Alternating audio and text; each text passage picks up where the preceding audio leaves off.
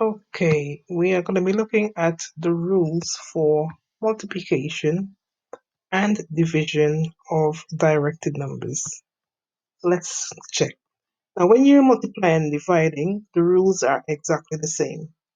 If you a positive divided or multiplied by a positive, the answer is a positive. A negative divided by or multiplied by a negative gives us a positive.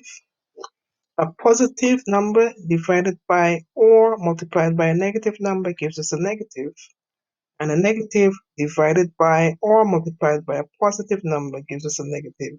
So we can see that when they're the same, you get a positive answer.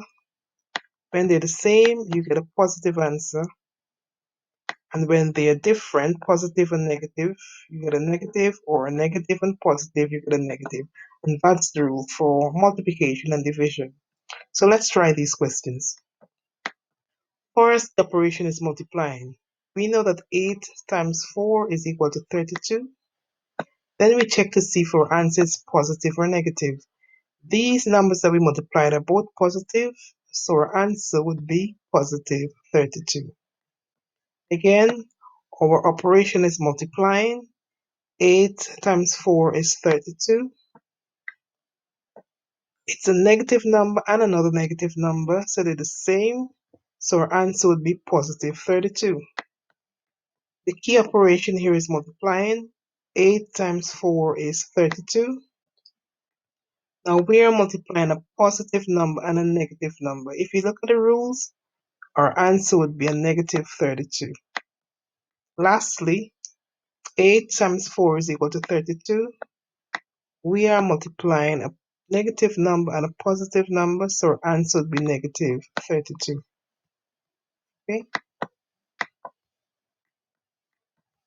let's try the division question. 8 divided by 4 is equal to 2. We're dividing two positive numbers, so our answer is positive 2. 8 divided by 4 gives us 2.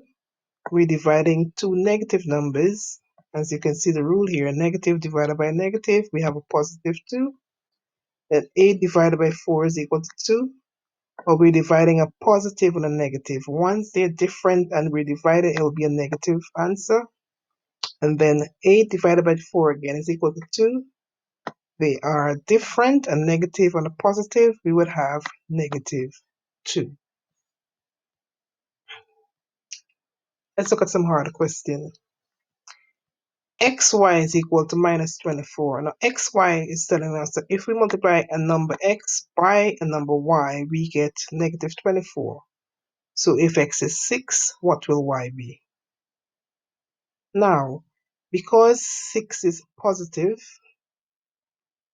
the answer has to be a negative answer because a positive times a negative gives us a negative. 6 times what gives us 24? 24 divided by 6 is equal to 4, so the answer is negative. Now, if x is minus 2, 2 times what gives us 24? 2 times 12. However, a negative times a positive will give us a negative. So y has to be positive 12. The next one, 2.4. Now 2.4 times 10 will give us 24. However, we cannot multiply two positive numbers to get a negative. So since x is positive, y has to be negative.